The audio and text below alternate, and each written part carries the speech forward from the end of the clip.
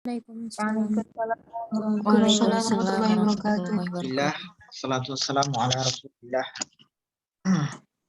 Al-Fatihah lima uliq, wal khatim lima sabaq. Nasiril haqqi bil haqq wal hadi ila siratikal mustaqim wa ala alihi.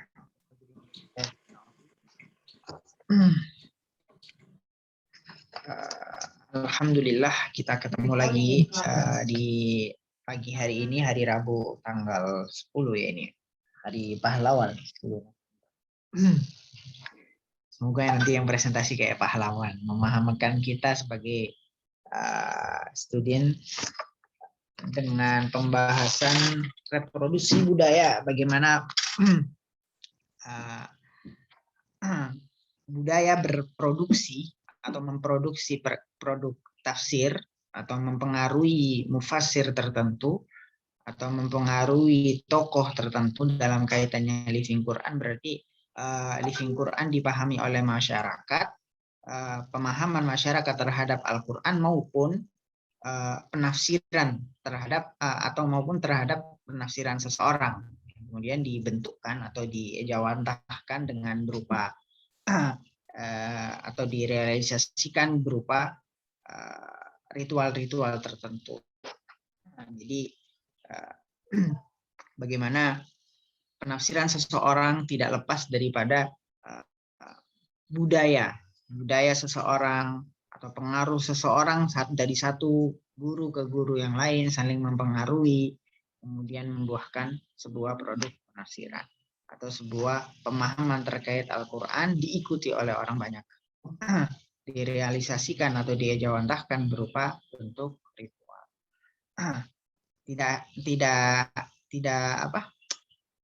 Tidak heran atau tidak asing atau tidak masalah.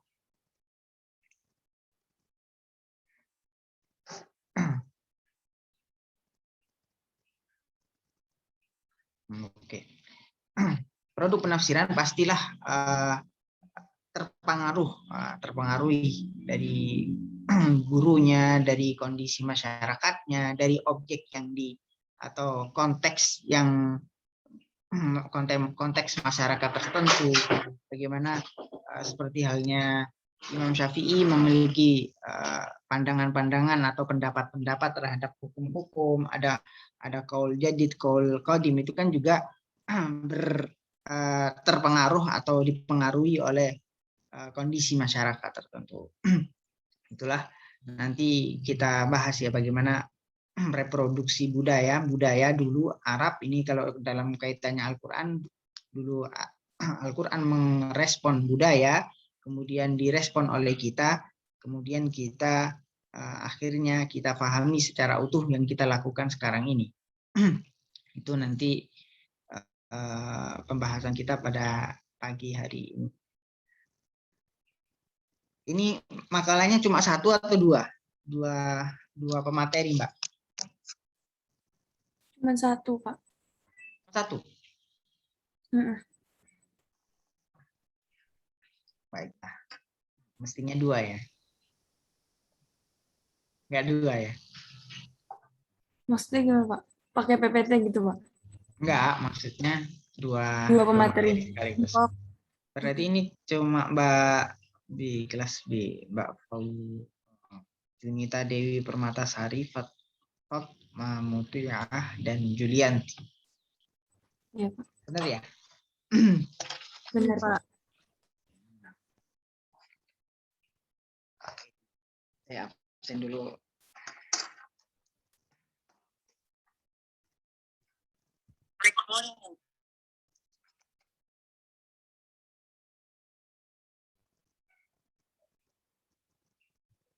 Rabu.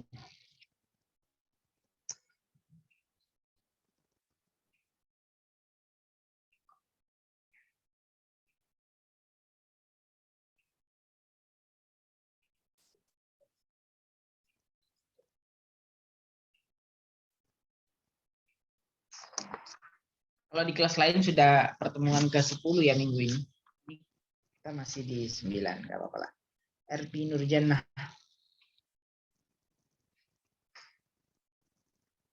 RP Nurjannah. Eva Asmaul Husna. Hadir, Pak. Evi Salviana. Evi Salviana. Fadilah Ulum.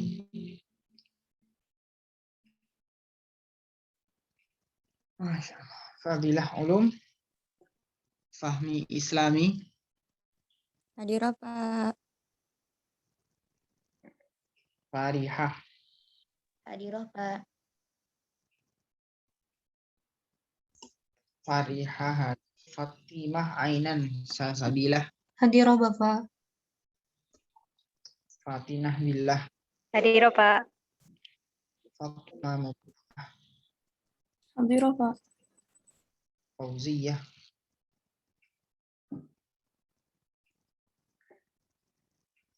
Fauziyah.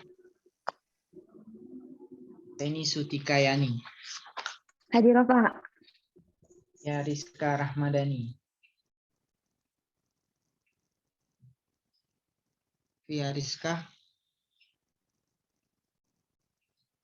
Fira Aulia. Hadir, Pak. Fitri Amalia.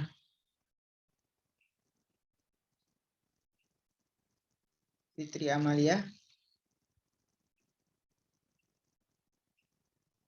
Fitriyah. Hadir, Pak. Hana Fauziyah. Hadir, Pak. Hana Nur Latifah. Hadir, Pak. Hadiatin Nurul Hikmah. Hadir, Pak. Harfani Rahmadiniya Suryadi. Hadir, Pak. Hasna Maulida. Hasna Maulida. Hayatun Nisa. Hadir, Pak. Hilyatul Zakiyah. Hadir, Bapak. Ines Dela. Hadir, Bapak. Irtiqa Nisa Ali. Irtiqa Nisa Ali. Isti Nur Aisyah. Isti Isna Zulfa Badawi. Izin Pak, Isna Zulfa. Kenapa? Ada acara apa dia mau? Iza Sofia.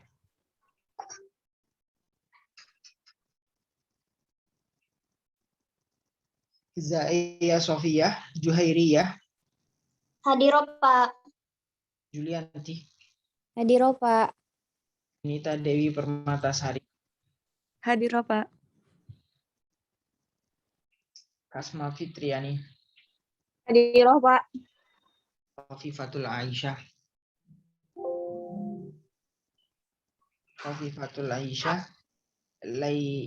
Lailatus Syifa Rahmadani Radiyah. Hadir Bapak. Silakan dimulai, Mbak.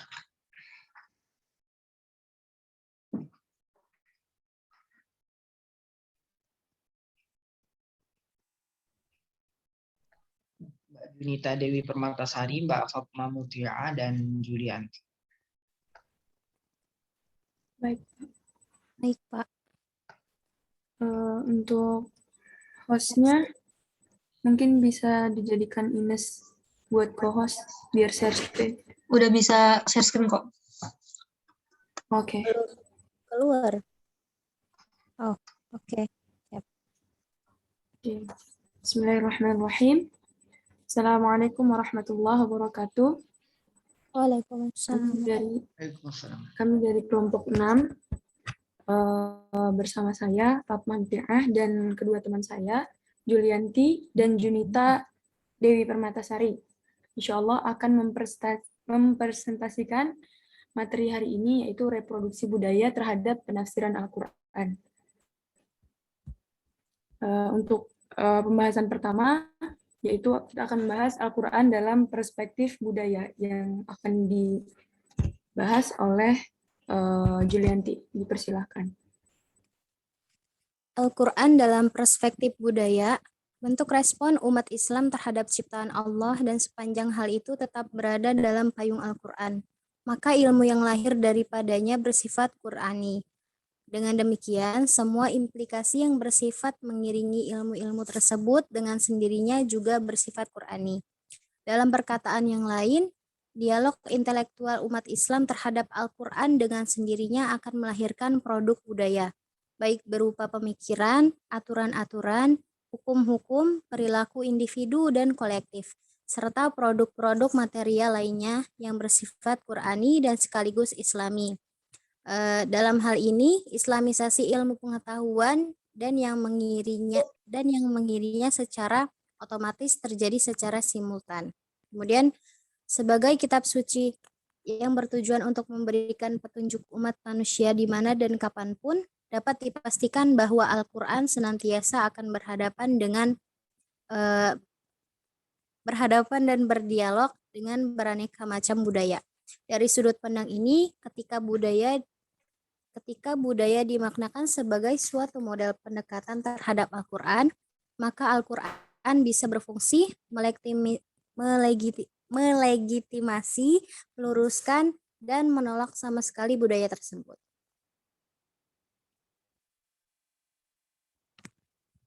Kemudian yang ini ada contoh, yaitu misalnya itu Al-Quran terhadap kebudayaan Arab misalnya. Misalnya melegitimasi tradisi musyawarah yang biasa dilakukan oleh pemerintah konfederasi suku-suku Quraisy sebelum kedatangan Islam. Al-Quran misalnya meluruskan posisi anak perempuan di atas laki-laki mereka.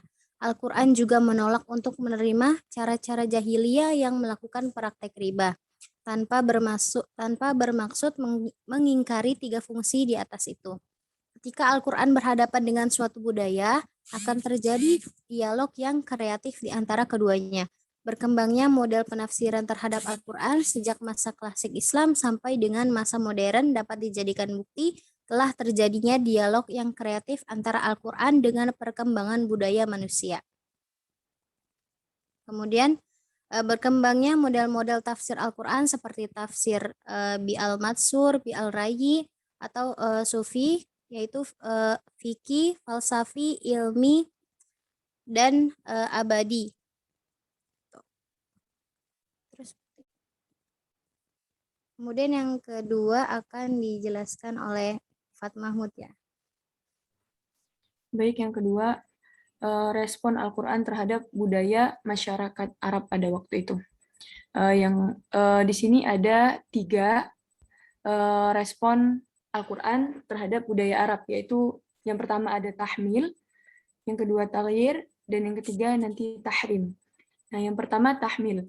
Tahmil itu suatu bentuk apresiasi Al-Quran terhadap budaya Arab. Dalam hal ini tidak merubah substansinya, jadi masih budaya yang utuh gitu. Nah, dan sifatnya apresiatif.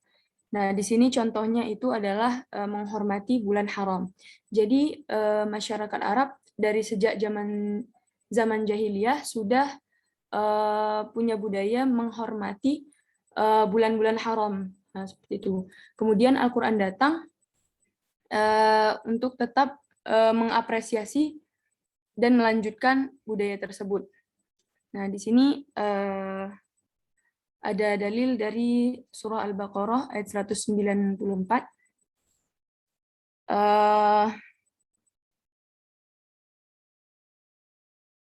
Dalam satu riwayat dikemukakan peristiwa pada bulan Dzulqa'dah, Rasulullah dengan para sahabat menuju Makkah untuk menaikkan umroh dan membawa kurban.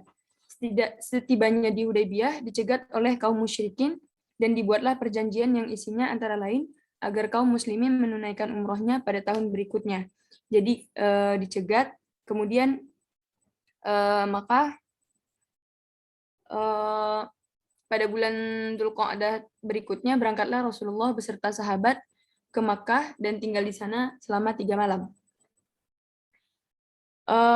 Kemudian ayat ini belum terakhir. Oke.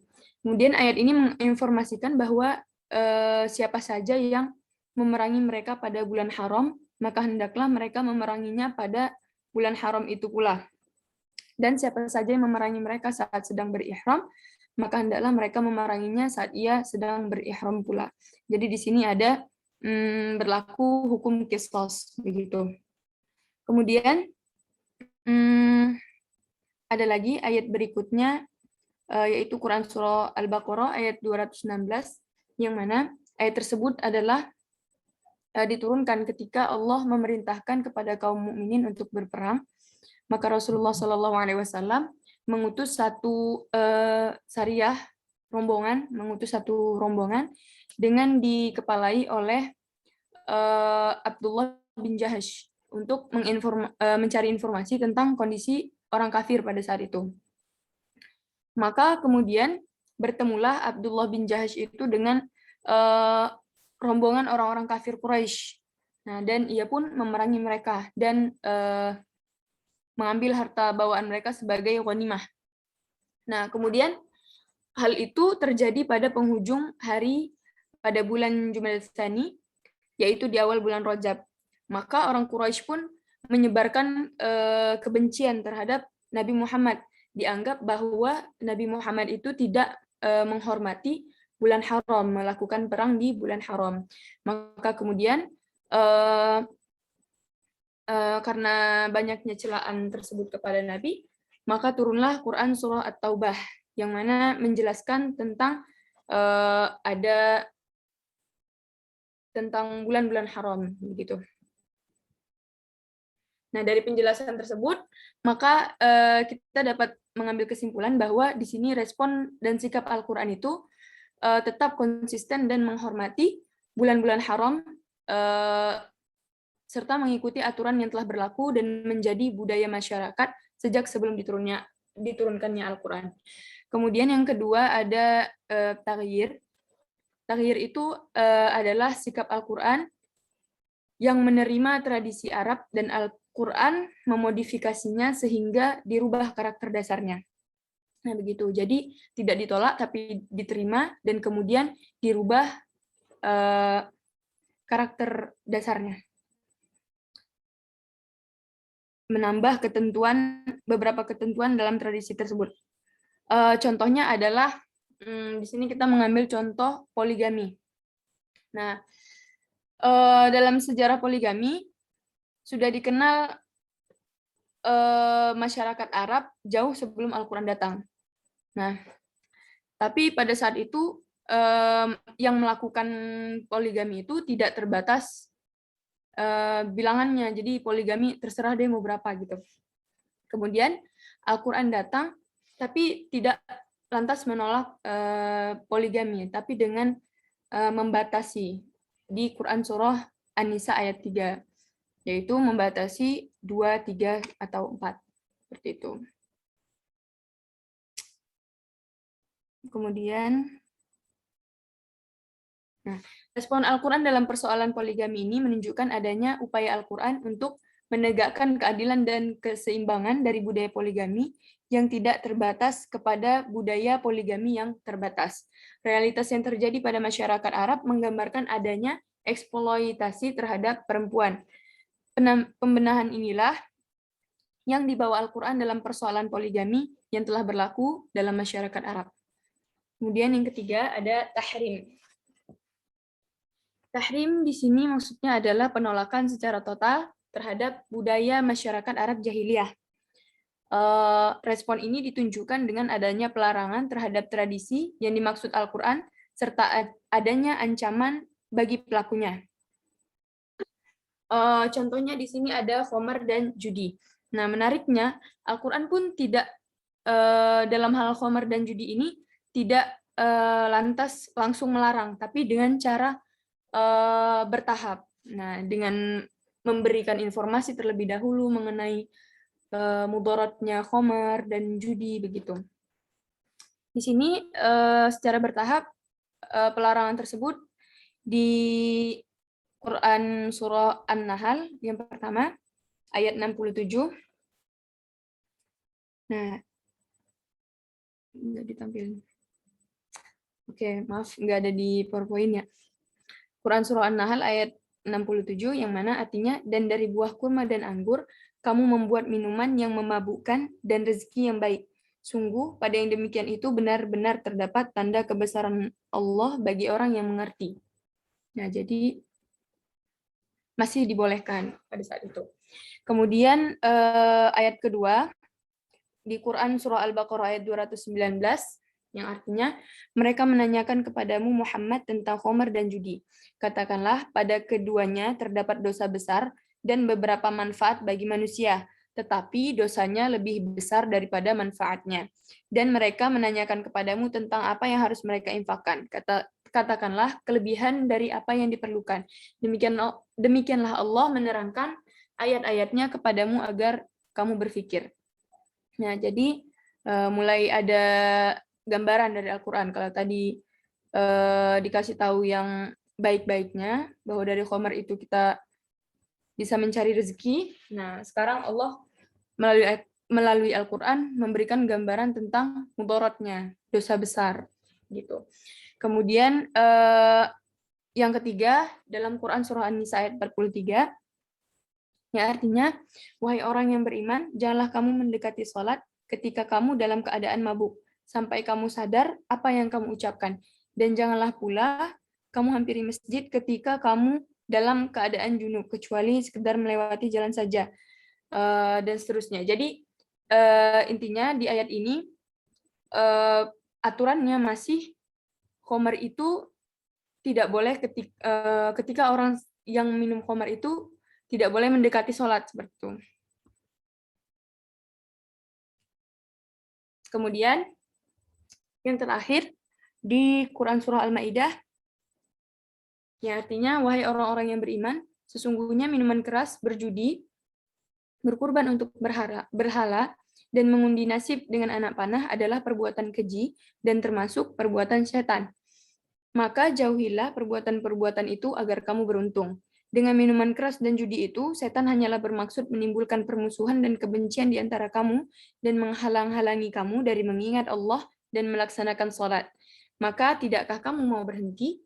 Nah, jadi di ayat ini sudah mulai ada pelarangan secara utuh, seperti itu, baik ketika hendak sholat maupun di luar sholat untuk meminum khamar gitu. Ya, kemudian poin C akan dilanjutkan oleh Junita.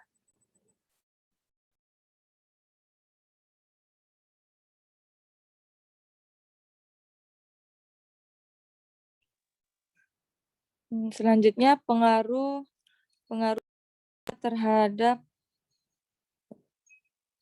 budaya terhadap penafsiran Al-Quran. Dalam menafsirkan Quran Surah Al-Baqarah 134, Misbah mengkritik beberapa prosesi yang ada dalam tradisi tahlilan. Dan berdasarkan ayat tersebut, Misbah menyebutkan bahwa pengiriman pahala bacaan Al-Quran kepada orang yang sudah meninggal merupakan perbuatan sia-sia. Dan hal yang bisa sampai kepada si mayit adalah doa dan sedekah atas nama mayit. Kemudian ia mengkritik tahlil yang harus dilaksanakan pada hari-hari tertentu seperti mitung dino, nyatus, nyewu, pasca meninggalnya si mayit. Dan menurutnya keyakinan jika prosesi tersebut tidak akan sah bila tidak dilaksanakan pada semua hari tersebut merupakan suatu tindakan yang salah dan mengarah kepada syirik. Pada umumnya Misbah tidak menolak praktik tahlilan secara keseluruhan, ia membolehkannya jika dilaksanakan dengan syarat-syarat tertentu yang tidak menyalahi nas-nas Al-Quran. Penafsiran Misbah mempunyai corak puritan disebabkan oleh beberapa faktor dan berdasarkan perspektif hermeneutika Gadamer, faktor-faktor tersebut diantaranya yaitu pertama, ideologi kaum santri Jawa pesisir yang menjadi background sosial Misbah telah mengkonstruk pemikiran dan tindakannya. Syariat Islam telah menjadi acuan paten dan baku bagi mereka. Ideologi ini cenderung kritis terhadap tradisi tersebut, terhadap tradisi sinkretis dalam masyarakat Jawa. Kedua, pemahaman tentang bid'ah dan syirik. Jika bid'ah tersebut dalam ranah ubudiyah dan i'tiqadiyah, maka dianggap sesat dan dilarang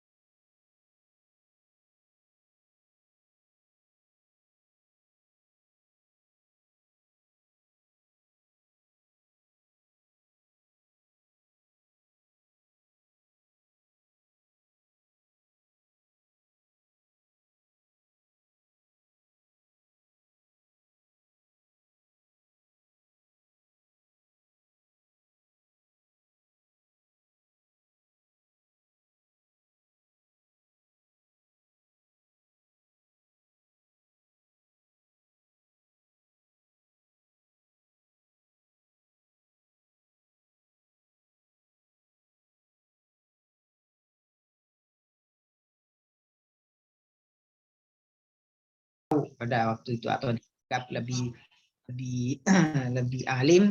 Kemudian banyak sekali orang yang taklid. Jadi mereka Islamnya Islam taklid.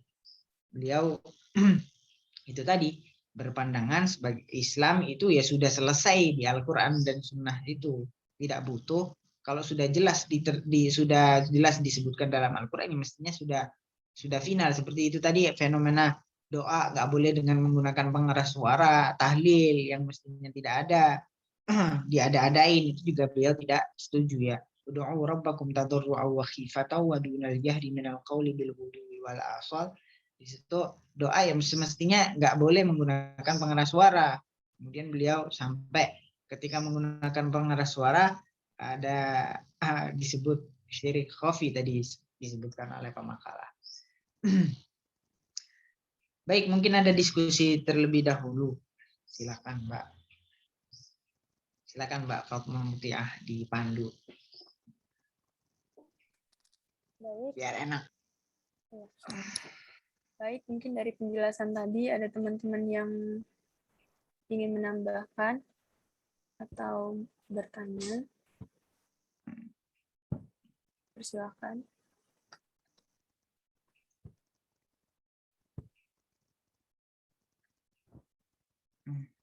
Atau ada yang mau storytelling juga boleh. Boleh, Storytelling silakan. mengenai budaya-budaya yang ada di daerahnya masing-masing. Mungkin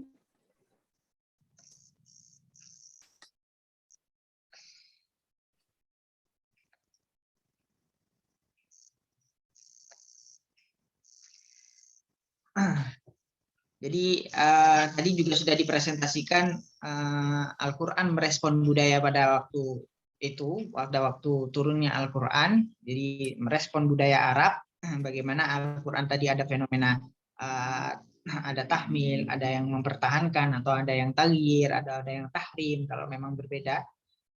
Kalau memang sama sekali dilarang dan tidak seide dengan iman, tauhid atau wahdaniyah ya Allah, syirik misal itu jelas dilarang. Kemudian ada yang hanya dirubah atau dipertahankan. Tadi dirubah mungkin konsep nikah yang enggak ada batasnya, mereka sudah biasa dan sudah menjadi budaya waktu itu nikah bahkan nikah yang paling jelek pun nikah dengan apa? Dengan kalau memang jahiliyah ya pasti ada nikah dengan saudaranya sendiri, atau kalau di kebelakangan menjadi lebih belakang lagi, atau nikah tanpa ada batasnya, nggak ada akad, misal kalau pengen nikah atau tukeran suami istri tukeran, itu juga bisa menjadi budaya waktu itu. Kemudian tentang konsep poligami yang awalnya boleh, Nabi Muhammad pun sebelum diturunkan atau menjadi maziyah daripada atau kekhususan Nabi Muhammad bisa nikah sampai 9 kali.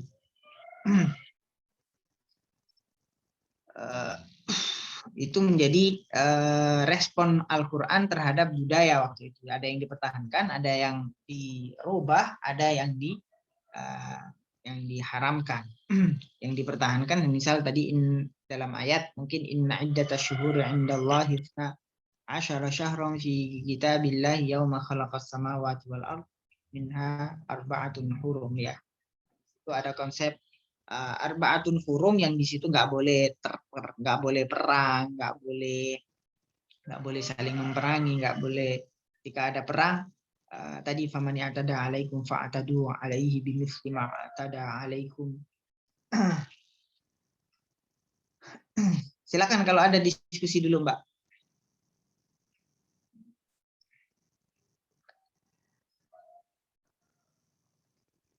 Terkait kemarin saya juga sudah bilang penafsiran atau eksegesis syarat akan kepentingan maksudnya adalah produk tafsir itu pasti dipengaruhi, atau kemudian sudah setelah dipengaruhi pasti mufasirnya memiliki kepentingan ya.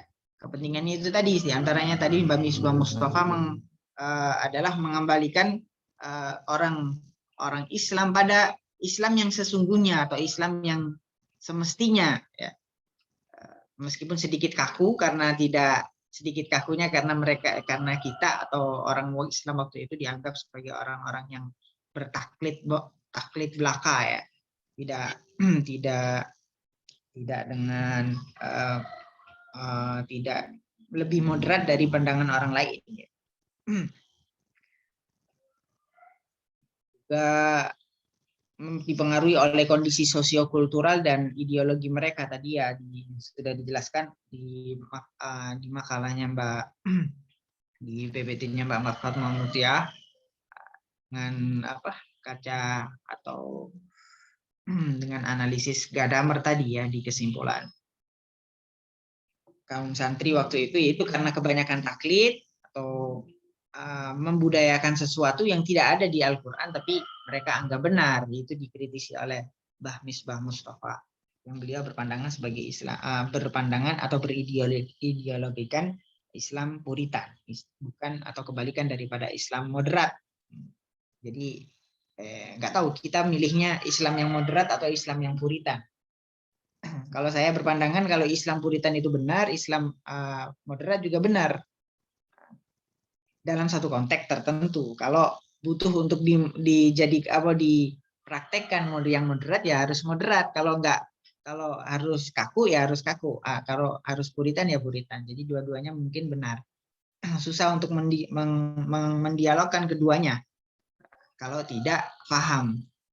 Jadi kalau saya tergantung konteksnya, tergantung niat juga. Kalau mengamalkan sesuatu, kalau niatnya baik, niatnya baik, misal tahlilan tadi yang dikritisi oleh Mbah Misbah Mustafa, ya menurut saya tahlilan juga baik.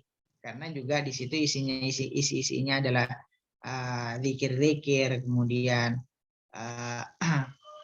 pujian-pujian, sholawat, jadi dia baik. Tapi kalau dipaksakan yang mestinya nggak kuat, nggak bisa tahlilan selama berturut-turut sehari sampai hari ke-7, apalagi dengan dituntut untuk memberikan suguhan-suguhan, sampai ada kasus tertentu, ada yang sampai meminjam-minjam supaya ada tahlilan di hari ke-7, hari ke-100, hari ke-40, hari ke-100 almarhum meninggal, itu ya mestinya dipraktekkan saja Islam yang Puritan. Tapi kalau berlebihan, bertujuan untuk sedekah kepada mayit juga enggak masalah, tidak ada masalah.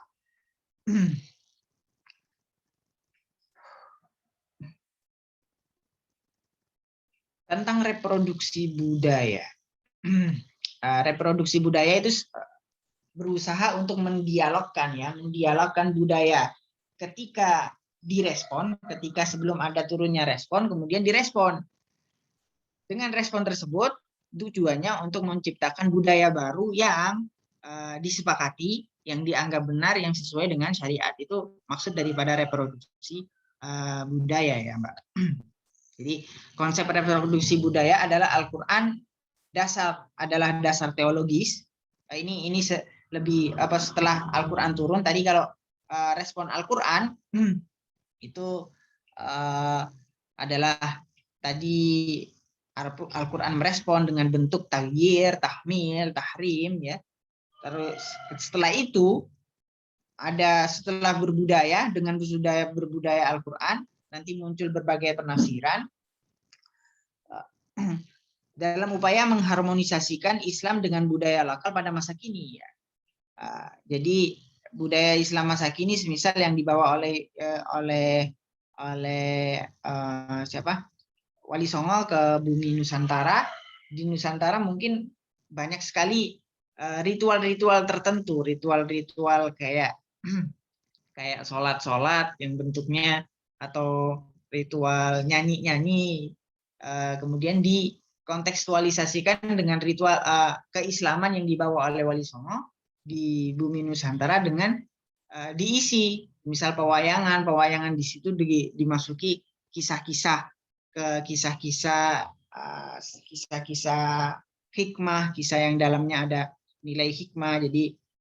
Jadi apa yang dibawa oleh Wali Songo itu menjadi, atau yang sudah dibentukkan atau sudah diritualkan oleh sekarang ini oleh orang zaman setelah Wali Songo, itu menjadi hasil daripada reproduksi budaya terhadap budaya Islam yang dibawa oleh Wali Songo dengan budaya yang ada di bumi Nusantara sebelum Wali Songo datang ya.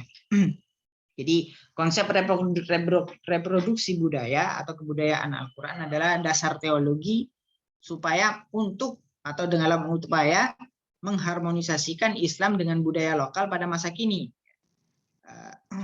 Jadi melalui Nabi Muhammad merupakan sebuah metode bagaimana bentuk kebudayaan Islam dengan tetap menghargai tradisi lokal, namun demikian ajaran-ajaran Al-Quran tetap dalam posisi dominan ya. Jadi itu sesuai yang dibawa oleh Wali Songo, berisikan tahlilan-tahlilan bentuknya atau yasinan-yasinan, karena beliau mungkin yang pasti mempunyai dalil-dalil fadilah yasin bagaimana, fadilah qul a'udzu birabbil falaq, qul a'udzu birabbin nas, dan surat-surat yang lain itu kemudian diajarkan kepada kita. Sampai sekarang kita lakukan dengan segala bentuknya, ada yang tahfidz, ada yang semaan-semaan tertentu. Jadi itu budaya-budaya semaan itu juga menjadi hasil daripada reproduksi budaya terhadap Al-Quran. Kemudian terkait pengaruh Al-Quran, pengaruh budaya terhadap penafsiran seseorang, karena definisi tadi saya di awal Living Quran adalah respon masyarakat terhadap Al-Quran atau respon masyarakat terhadap penafsiran Al-Quran. Sedangkan penafsiran Al-Quran sendiri itu dipengaruhi oleh di budaya. Ya. Jadi tidak ada tafsir yang murni dan objektif. Tafsir selalu subjektif, diantaranya kalimatnya seperti itu, seperti yang dikatakan oleh Mahir Al-Munajjad, dan juga bagaimana banyaknya karya-karya tafsir tidak dapat dipungkiri karena telah menjadi fakta bahwa para mufasir pada umumnya mempunyai cara berpikir yang berbeda-beda sesuai dengan latar belakang kepengetahuan dan orientasi mereka dalam menafsirkan Al-Quran. Makanya banyak sekali metode yang digunakan oleh mufasir, banyak sekali laun atau corak-corak penafsiran, tergantung daripada peminatan atau keahlian daripada mufasir. Itu menjadi bukti bahwasanya pengaruh keilmuan atau kalau dikalkulasi kalau dikualifikasikan ya ada pengaruh dari internal, ada yang dari eksternal. Itu nanti bisa jadi muncul pada praktek analisis hermeneutikanya Gadamer seperti yang tadi disebutkan atau hasilnya sudah disebutkan oleh pemakalah tadi ya, bagaimana Mbak Misbah Mustafa memiliki pandangan tertentu terhadap Islam, kemudian dikontekstualisasikan pada kondisi waktu itu, bagaimana orang Nusantara atau orang waktu itu dengan kondisinya waktu itu sering kali bertaklid, banyak sekali orang yang bodoh, apalagi di perdesaan. Jadi beliau merasa perlu untuk mengarang tafsir yang merujuk pada Al-Quran, tidak neko-neko, mengembalikan Al-Quran pada posisinya, berideologikan atau akhirnya berideologikan Puritan, bukan Islam yang moderat.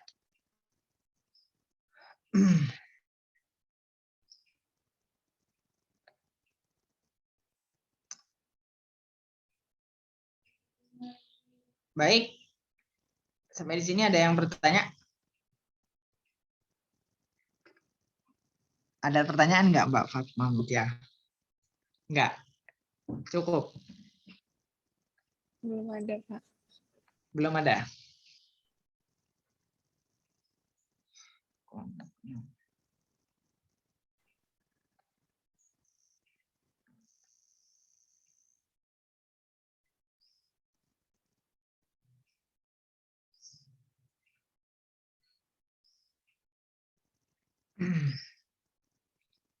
Ya, tadi ada faktor-faktor Mbak Misbah Mustafa bercolakkan Puritan itu perspektif hermeneutika Gadamer, ideologi kaum santri, Jawa pesisir yang menjadi background. Jadi beliau itu memang santri tulen, nggak neko-neko, tidak kecampuran kayak saya ini. Mungkin ya dulu dari kecil memang di santri, tapi kalau ketemu kayak Pak Sairon jadi kenal gadamer, kenal jadi rada nakal mungkin kalau berpikir. Sampai kalau pernah berpresentasi di UIN sampai saja dianggap menyamakan Al-Quran dengan teks-teks lain, padahal tidak seperti itu. Saya dianggapnya seperti itu. Kedua, pra-pemahaman tentang bid'ah dan syirik. Jika bid'ah adalah ranah ubudiyah dan i'tiqadiyah, dianggap sesat dan dilarang ya. Ada beliau ya, berarti pra-pemahaman itu terkait dengan tadi ada pengaruh dari internal dan eksternal. Beliau sendiri mempunyai pemahaman, kemudian terkait bid'ah dan syirik, jadi mempengaruhi beliau ketika menafsirkan ayat-ayat tertentu. Jadi sedikit-sedikit mungkin beralirkan puritan tadi. Kalau tidak sesuai dengan Al-Quran ya dianggap tidak benar, dan bisa jadi dianggap sebagai sebuah kesyirikan meskipun tidak sampai dengan dianggap musyrik ya. Metodologi ketiga, metodologinya daripada Mbak Misbah Mustafa memang di umumil lafzi tadi ya, ada tekstualis. Kalau nggak ada, kalau nggak sesuai teksnya ya tidak dianggap atau tidak diutarakan oleh beliau. Itu tadi ud'u rabbakum tadarru'an wa khifah wa dunal jahri. Kalau nggak boleh itu kalimatnya ud'u dengan menggunakan kalimat fi'il amar ya, berdoalah. Dan janganlah, berarti kan janganlah doalah, tapi janganlah berdoa dengan suara yang keras. Tapi berdoalah dengan suara yang lirih. Bil ghudwi wal asali wala takum minal ghafilin.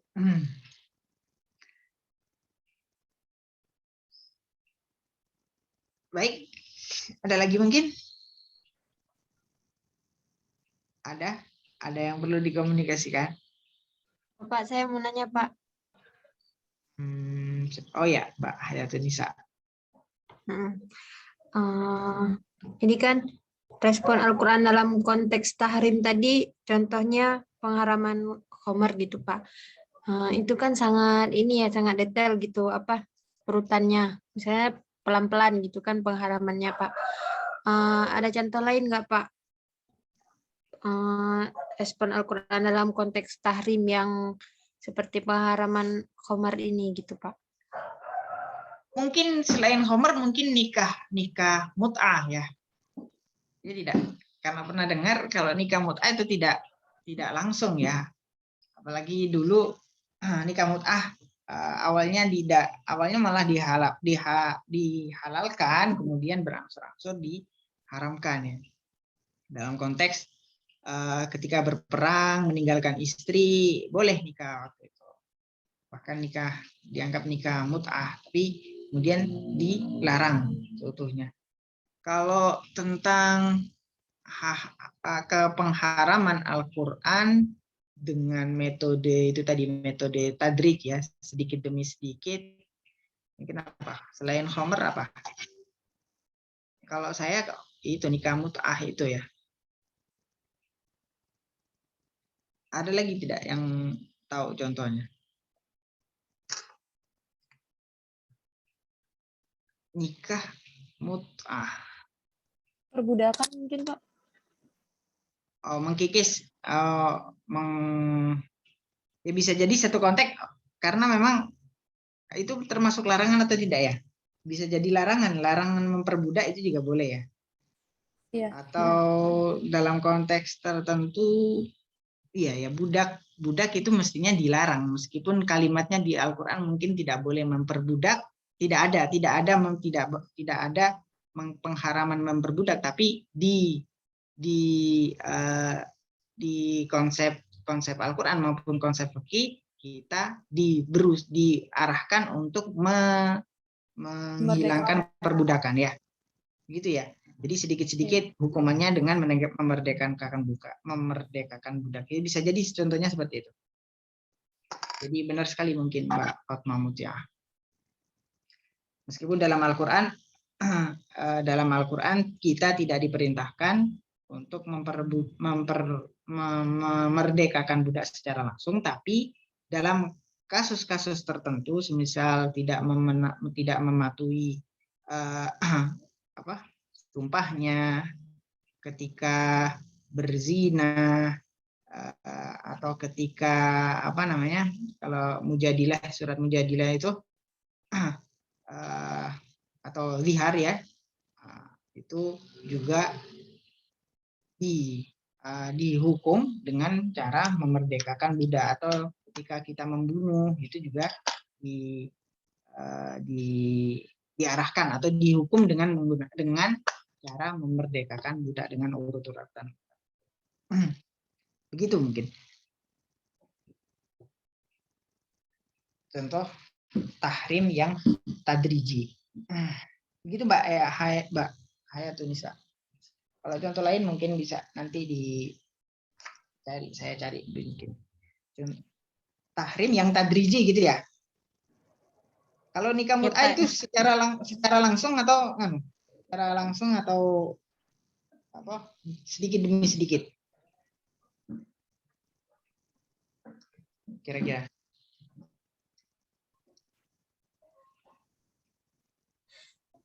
Ada yang masih ingat? Ingat tidak, Mbak Hayatunisa? Enggak, Pak. Enggak ya? Ya, mungkin bisa jadi contohnya itu ya, budak.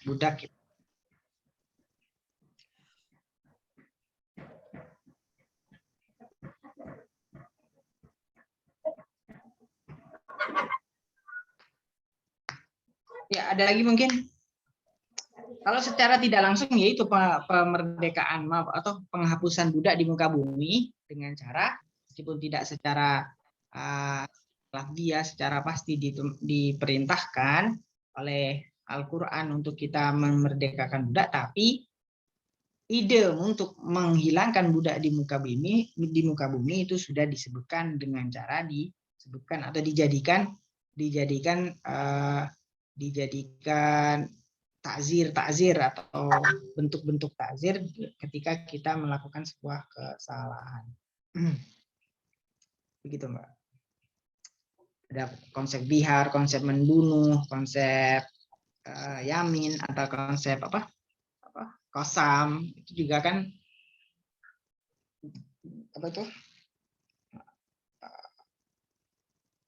dihukum dengan memerdekakan budak ya. Faman lam yajid fasyam atau min qabli ayyatama isquraqabah atau wa ma kana lil mu'minin ay yaqtula mu'minan illa khata'a, itu ya.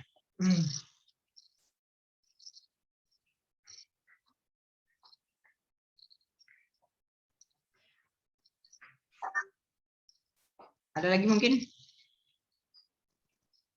Baik, Pak. Terima kasih, Pak. Sama-sama. Nanti dicari contoh lain yang tahrim yang tadriji ya Mbak ya. Bisa didiskusikan. Coba sekalian di searching juga bisa. Baik, Kemudian Bapak. didiskusikan.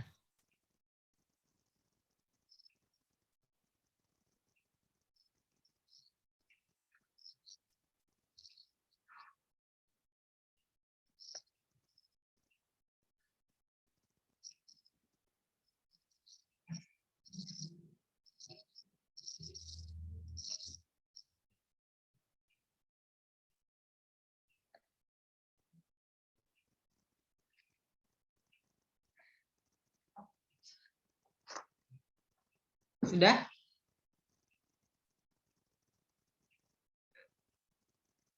Sudah Mbak Fatma Mutia. Cukup Mutia. Kalau tidak ada yang didiskusikan cukuplah.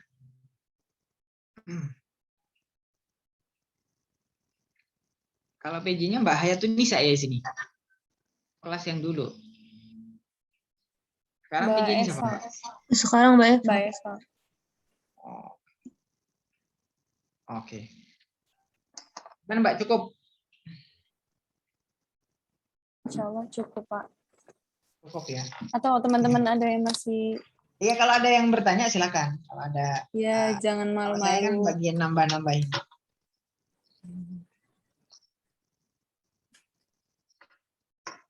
Tahrim, atau apa tadi? Tahmil, taghyir, tahrim. Kalau tahrim kebanyakan mungkin tahrim yang secara langsung ya, apalagi kalau yang praktek kesyirikan, praktek-praktek kezaliman itu jelas dilarang secara pasti atau secara langsung. Khomer, nikah mut'ah, perbudakan atau menghilangkan perbudakan gitu ya. Maksudnya menghilangkan perbudakan, dilarang memperbudak dengan cara ditajrid, dengan cara sedikit-sedikit karena tidak secara langsung wahai orang yang beriman, merdekakanlah budakmu gitu guys, seperti itu ya.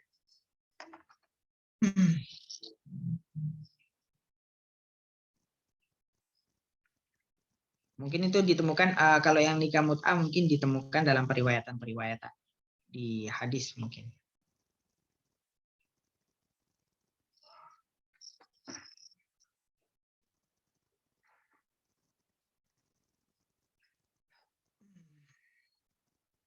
Konsep reproduksi budaya tadi ya, mendialogkan budaya dengan budaya Islam. Budaya Islam maksudnya Islam membawa budaya. Di awal turunnya Al-Quran merespon dengan cara tahrim, tahmil, tahwir, dan tahrim. Setelah itu, setelah sudah lengkap sampai dengan sekarang ini, Al-Quran sudah berbudaya, Islam sudah berbudaya, kemudian dikontekstualisasikan pada zaman sekarang, di konteks keindonesiaan, di konteks Indonesia Nusantara ini, kemudian Islam menjadi berbeda. Kalau mungkin di Arab nggak ditemukan yasinan, tidak ditemukan tahlilan, kalau di sini kemudian ditemukan, itu bukti daripada adanya reproduksi budaya terhadap Islam atau terhadap Al-Quran. Kesimpulannya seperti itu pembahasan kita. Jadi mendialogkan dua budaya dengan bentuk budaya yang berbeda yang ada sekarang ini. Dengan catatan tidak menyeleweng, tidak menyimpang daripada ajaran Al-Quran ya.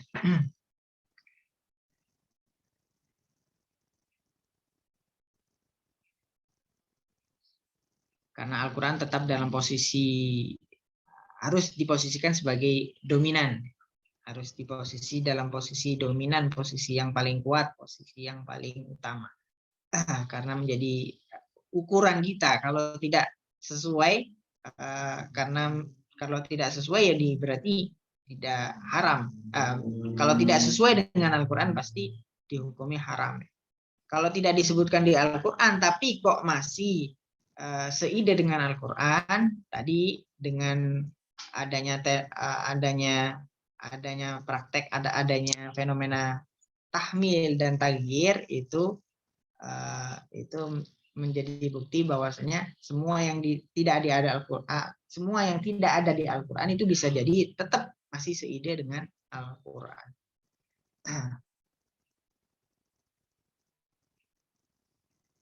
Karena nggak mungkin, apalagi permasalahan misal permasalahan satu konteks tentang HP, satu konteks tentang apa ya yang tidak ada di Al-Quran, tidak disebutkan, meskipun kalau di Al-Quran kan secara umum saja, karena cuma 30 juz. Kalau harus ada semua, apalagi mestinya sudah ada, cuma disebutkan dalam Al-Quran secara global. Itu kitab suci kita ya. Misal kezaliman kan bentuknya bisa jadi, atau konsep zalim itu kan sudah disebutkan dalam Al-Quran. Tapi zalim yang dengan segala bentuknya itu tidak disebutkan dalam Al-Quran. Tapi kalau zalim atau konsep syirik, misal itu juga syirik yang bagaimana yang di Al-Quran itu. Tapi kalau sudah menyentuh pada syirikan jelas tidak diperbolehkan, atau kezaliman juga tidak diperbolehkan dengan segala bentuknya. Segala bentuknya itu tidak disebutkan di Al-Quran, tapi zalim disebutkan dalam Al-Quran, itu menjadi barometer kita atau menjadi tolak ukur kita dalam bertindak atau dalam beramal ya. Karena kitab suci kita bersifatkan global. Apa tuh namanya? Karya tafsir saja ada yang bersifat global, apalagi Al-Quran lebih global lagi. Tinggal kitanya bisa menalar atau tidaknya. Kalau bersifat global itu sudah disebutkan, cuma tidak secara langsung. Itu maksud daripada global ya. Jadi semua apapun yang di dunia ini itu sudah ada di Al-Quran. Bahkan kalau diriwayatkan oleh Sayyidina Ali, ketika beliau seandainya disuruh menafsirkan baknya saja, bak dalam Bismillah saja itu pasti nggak selesai berjilid-jilid ya. Itu cuma baknya saja. Apalagi kalau sudah disambung Al-Baqarah, Ali Imran, An-Nisa, Al-Maidah, Al-An'am,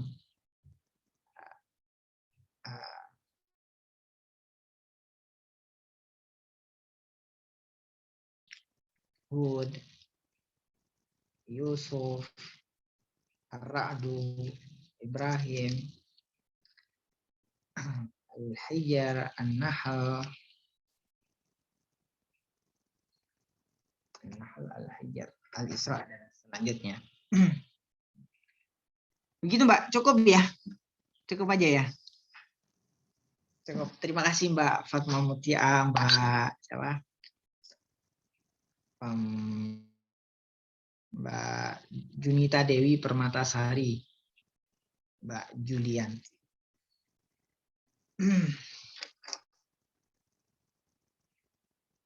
Kita ketemu lagi minggu depan. Kalau bisa 2 pertemuan. Sebelumnya udah pernah sekali. Belum pernah 1 pertemuan tapi dianggap 2 pertemuan, presentasi 2 pertemuan ya. Kalau bisa besok 2 presentasi ya Mbak ya, 2 makalah ya. Baik Bapak. Karena satunya cuma contoh kan, satunya cuma contoh. Mungkin Living Quran di masyarakat itu kelompok yang presentasi di pertemuan ke-11 ya. Ya, baik Jadi Bapak. nggak ribet, insya Allah nggak ribet. Saya tidak menuntut makalahnya harus baru, penelitiannya tentang Living Quran di masyarakat itu harus baru, tapi sudah bisa dilihat di skripsi sebelumnya atau tes sebelumnya terkait dengan Living Quran. Misal Living Quran di masyarakat, kemarin kan temanya ada Living masyarakat, Living Quran di pesantren, dan Living Quran di dengan contoh Al-Quran dijadikan pengobatan atau keindahan ya. Bapak mohon maaf mau bertanya. Berarti untuk minggu selanjutnya juga 2 makalah seperti itu Pak. Enggak, yang untuk minggu depan saja. Minggu depan saja. Biar tidak terlalu cepat. Ya, baik Bapak. Terima kasih. Ya. Mbak Fatimah Ainan Salsabila ya yang PJ ya. Mbak Eva Pak, saya Kosma. Oh, oke. Baik.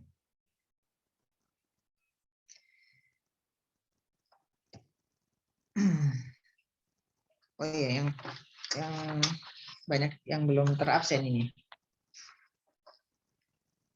RP Nurjana hadir. Hadir, Pak. Telat tadi Mbak ya. Mbak Evi Salviana. Hadir, Pak. Mbak PJ ya ini. Mbak apa? Kelas, bukan. Mbak Eva, PJ Mbak Eva. Oh, oke. Fadilah Ulum. Hadir, Pak. Fauziyah.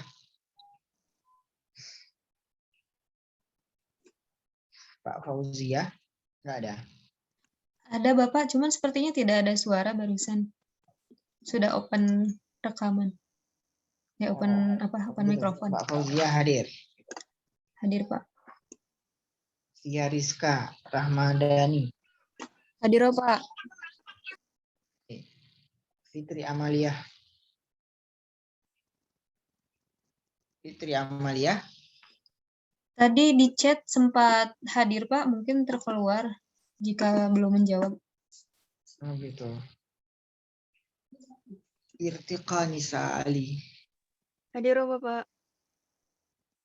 Isti Nur Aisyah.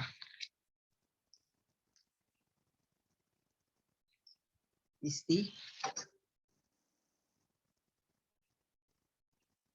Isti Nur Aisyah. Ini nggak ada ya. Iza Ayah Sofia.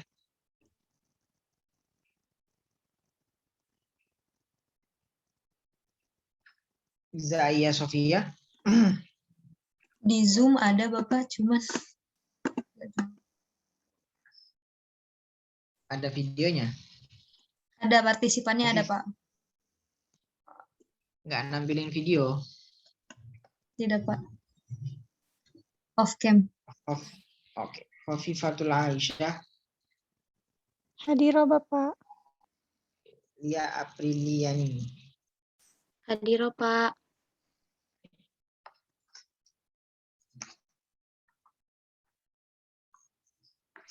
Bapak mohon maaf. Hmm? Untuk Isti Nur Aisyah juga ada di Zoom. Cuman orangnya saya belum tahu kenapa Pak. Kemana kayak gini? Kayak gitu tuh kemana? Mungkin ada yang ke kamar mandi. Sholat duha paling ya.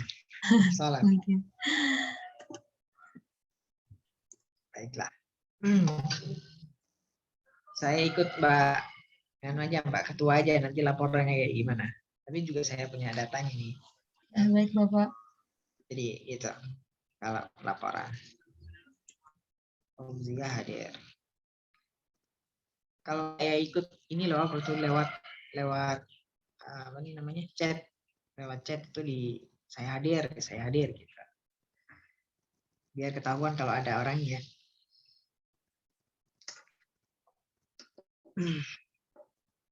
Baik, saya mohon maaf kalau ada kurang-kurangnya. Terima kasih Mbak Pemakalah, Mbak Fatma Mutia, Mbak Junita Dewi, dan Mbak Julianti. Makalahnya bisa dikirim lagi ketika UAS disempurnakan. Mungkin kalau nggak ada revisi yang signifikan ya direvisi mungkin tata tulisnya atau footnote-nya atau ditambah sumbernya kalau memang belum cukup ya. Baik Bapak, insya Allah. Akhirul kalam, wassalamualaikum warahmatullahi wabarakatuh. Waalaikumsalam warahmatullahi wabarakatuh. Terima kasih Bapak. Terima kasih Pak. Terima kasih banyak Bapak, jazakumullah khairan katsiran.